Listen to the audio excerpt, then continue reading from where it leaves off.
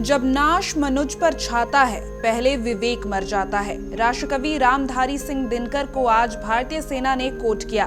वर्तमान भारत पाकिस्तान तनाव और सीज फायर की सही तस्वीर देश को बताने के लिए सेना के तीनों डीजी ऑपरेशन ने एक जॉइंट प्रेस कॉन्फ्रेंस किया।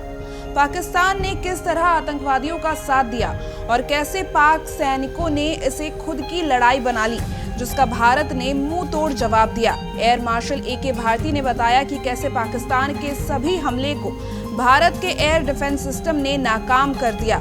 सुनिए जरा आगे और क्या कुछ कहा एयर मार्शल ए.के. भारती ने।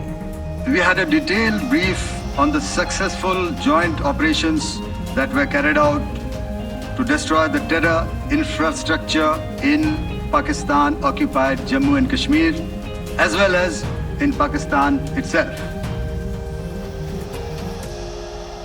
We also iterated that our fight was with terrorists and their support infrastructure and not with Pakistan military.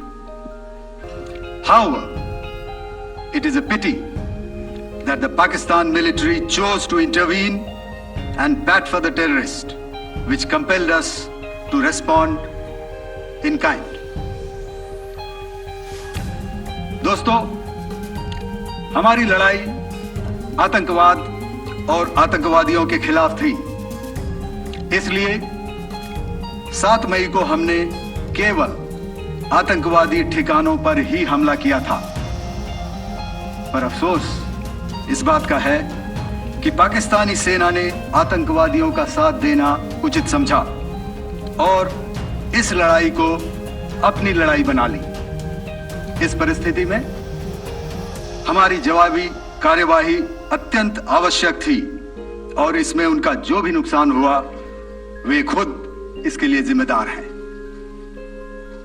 हमारी तरफ से हमारी एयर डिफेंस सिस्टम्स देश के लिए दीवार की तरह खड़ी थी और इसको भेदना दुश्मन के लिए नामुमकिन था। इसी प्रेस कॉन्फ्रेंस में मौजूद वाइस एडमिरल ए.एन. प्रमोद ने कहा कि हमारे एयरक्राफ्ट कैरियर और अन्य हथियारों ने दुश्मन के किसी भी संदिग्ध हवाई जहाज को पास फटकने का मौका ही नहीं दिया। The Indian Navy operates as a composite network force capable of simultaneously addressing threats emanating from all domains, that is, air, surface and subsurface, through amalgamation of advanced sensors synchronized on the combat management systems. In effect, the maritime force is able to ensure persistent surveillance, detection and identification for a comprehensive maritime domain awareness, including the airspace. Effectively using multiple sensors and inputs, we are maintaining continuous surveillance to degrade or neutralize threats as they emerge or manifest to ensure targeting at extended ranges. All these are conducted under the umbrella of a comprehensive and effective layered fleet air defense mechanism that caters for all threats, be it drones or high-speed missiles or aircraft, both fighters as well as surveillance aircraft. The fleet operates as a composite force, maintaining a surveillance bubble at extended ranges using advanced radars.